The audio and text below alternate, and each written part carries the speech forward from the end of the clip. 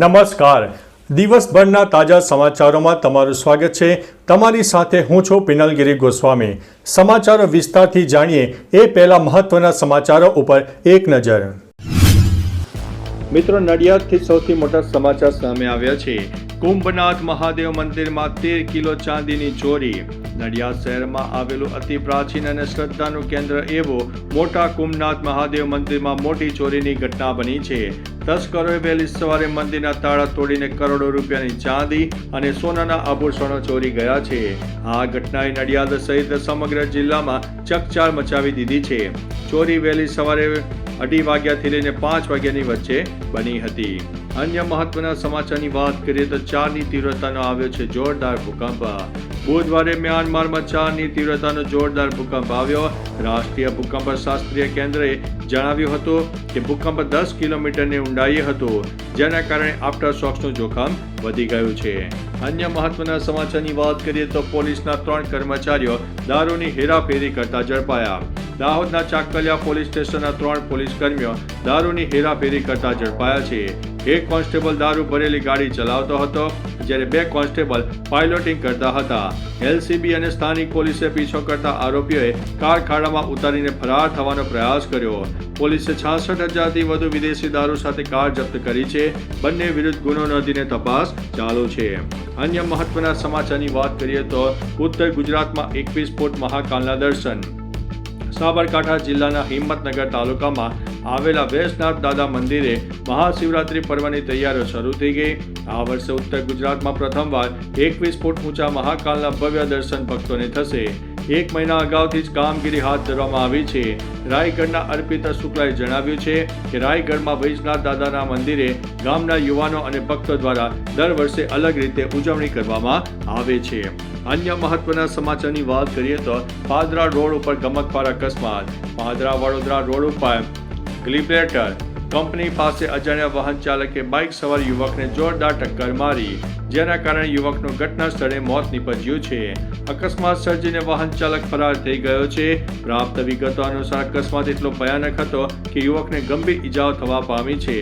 આસપાસના લોકોના ટોળા ઉમટી પડ્યા અને રોડ ઉપર લગભગ 1 કિલોમીટર સુધીનો લાંબો ટ્રાફિક જામ પણ સર્જાયો હતો. અન્ય મહત્વના સમાચારની વાત કરીએ તો આ ગામમાં દારૂ પીતા પકડાયા તો આવી બની. વાવ થરાદના બાબર તાલુકાના નેસડા ગામે દારૂબંધીને લઈને ગ્રામજનોએ ઐતિહાસિક નિર્ણય લીધો છે. ગામના સરપંચ મનસા માળીની અધ્યક્ષતામાં યોજાયેલી બેઠકમાં નક્કી કરાયું છે કે દારૂ પીતા પકડાશે તો 11,000 અને દારૂ વેચતા પકડાશે 21,000નો દંડ થશે. સરપંચે જણાવ્યું છે કે ગામમાં વ્યસન મુક્તિ અભિયાન ચલાવવામાં આવ્યું છે અને આ નિયમ ગામના તમામ લોકોને લાગુ પડશે.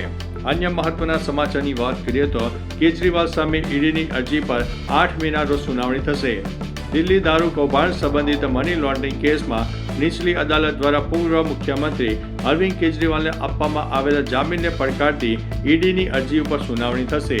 દિલ્હી હાઈકોર્ટે હવે 8 મેના રોજ ઈડીની અરજી પર સુનાવણી કરશે. જસ્ટિસ સ્વર્ણકાંત શર્માની સિંગલ બેન્ચે આ આદેશ આપ્યો છે. અન્ય મહત્વના સમાચારની વાત કરીએ તો ગાંધીનગરમાં 24 કલાકમાં ટાઇફોઇડના નવા 6 કેસ નોંધાયા છે. ગાંધીનગરમાં દૂષિત પાણીને કારણે ટાઇફોઇડના કેસ સામે આવ્યા છે. શહેરમાં ટાઇફોઇડનો હાહાકાર મચી જવા પામ્યો છે. અનેક વિસ્તારોમાં બીમારીના ખાટલા જોવા મળ્યા છે. શહેરમાં ટાઇફોઇડના કુલ 218 કેસ નોંધાયા છે. છેલ્લા 24 કલાકમાં નવા 6 કેસ મળી આવ્યા છે. સારવાર હેઠળ રહેલા 22 દર્દીઓ સાજા થયા છે અને 41 દર્દીઓ હજી પણ સારવાર હેઠળ છે. મહાનગરપાલિકાને પાણીના 58 લીકેજ મળી આવ્યા છે. અન્ય મહત્વના સમાચારની વાત કરીએ તો સિંગ તેલના ભાવમાં ભડકો. રાજકોટ સહિત સૌરાષ્ટ્રમાં સિંગ તેલના ભાવમાં મોટો ઉછાળો આવ્યો છે. 15 કિલોગ્રામના ડબ્બાના 120 રૂપિયાનો વધારો થતાં હવે નવો ભાવ 2,725 રૂપિયા પર પહોંચી ગયો છે. તહેવારો ટાણે જ ભાવ વધારો થતાં મધ્યમ વર્ગ ઉપર આર્થિક બોજ વધ્યો છે. મગફળીનું સારું ઉત્પાદન હોવા છતાં સંગ્રહખોરી અને સટ્ટાખોરીને કારણે ભાવ વધી રહ્યા હોવાની બજારમાં ચર્ચા છે. ગૃહિણીઓનું બજેટ ખોરવાઈ ગયું છે અને હજુ પણ ભાવ વધવાની સંભાવના છે. અન્ય મહત્વના સમાચારની વાત કરીએ તો ભારતમાં એક્સ ફરીથી ડાઉન થયું છે. સોશિયલ મીડિયા પ્લેટફોર્મ એક્સ ફરીથી ડાઉન થયું છે. વેબસાઇટને ટ્રેક કરતી એજન્સી ડાઉન ડિટેક્ટરે એક્સ ડાઉન ટાઈમની પુષ્ટિ કરી છે. ડાઉન ડિરેક્ટરના ડેટા અનુસાર મિનિટોમાં હજારો રિપોર્ટ રેકોર્ડ કરવામાં આવ્યા, જે સ્પષ્ટ કરે છે કે આ કોઈ નાની ભૂલ નહોતી, પરંતુ કોઈ મોટી આઉટેજ જોવા મળી છે. અન્ય મહત્વના સમાચારની વાત કરીએ તો પાકિસ્તાને ભારત ઉપર કર્યો છે ડ્રોન વડે એટેક. પાકિસ્તાન વારંવાર જમ્મુ અને કાશ્મીરમાં ઘૂસણખોરીનો પ્રયાસ કરી રહ્યું છે. મંગળવારે જમ્મુના રાજૌરી જિલ્લામાં કેરી સેક્ટરમાં નિયંત્રણ રેખા એટલે કે LOC પર ફરી એકવાર 5 પાકિસ્તાની ડ્રોન જોવા મળ્યા, જેના કારણે સુરક્ષા દળોએ જવાબી કાર્યવાહી કરી છે. સૂત્રોના જણાવ્યા અનુસાર 5 પાકિસ્તાની ડ્રોનમાંથી પહેલું મંગળવારે સાંજે 7:30 વાગ્યાની આસપાસ LOC ઉપર પાર કરીને ભારતીય સીમામાં પ્રવેશતું જોવા મળ્યું હતું.